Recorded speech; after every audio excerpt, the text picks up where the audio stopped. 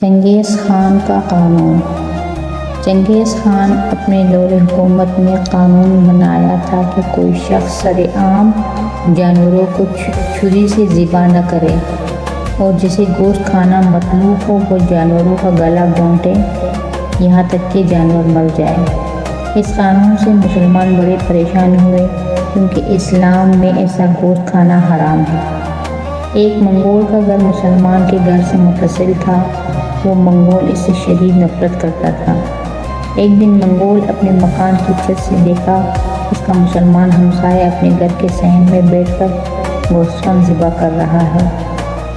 اس نے موقع کو غنیمت جانا اور اپنے قبیلے کے چند افراد کو لے کر مسلمان کے گھر داخل ہو گیا اور اسے ذبح شدہ گوشت اور چھری سمیت پکڑ کر چنگیز خان کے سامنے پیش کیا اور چنگیز سے کہا، اس شخص نے آپ کے قانون کی مخالفت کی ہے، لہٰذا اسے سزا ملنی چاہیے۔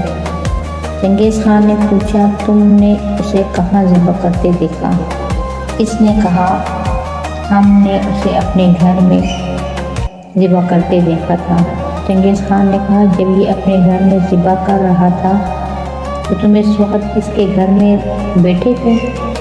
انہوں نے کہا، نہیں، ہم اپنی چھت سے اسے ذبح کرتے ہوئے دیکھا تو اسے پکڑ کر آپ کے پاس لائے۔ چنگیز خان نے کہا، 2 مرتبہ اپنے اس فقرے کو دہراؤ۔ اس نے 2 مرتبہ اپنے فقرے کو دہرایا۔ چنگیز خان نے کہا کہ اس نے میرے حکم کی تعمیل کی ہے کیونکہ میں نے حکم دیا تھا کہ سرعام کوئی شخص ایسا نہ کرے۔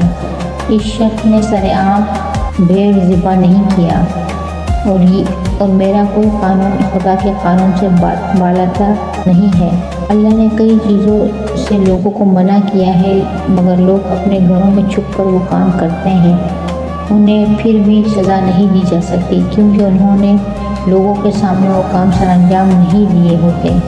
اصل مجرم تو ہے کیونکہ تو اپنے مکان کی چھت پر بیٹھ کر لوگوں کے گھروں میں تانگ جھانک کرتا ہے۔ پھر چنگیز خان نے جلاد کو حکم دیا کہ اس کا سر تن سے جدا کر دیا جائے تاکہ اس کے بعد کسی کو دوسرے کے گھروں میں تانگ جھانک کرنے کی ضرورت نہ ہو۔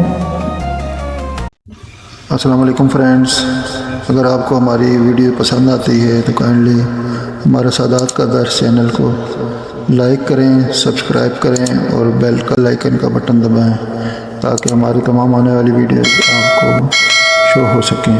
شکریہ۔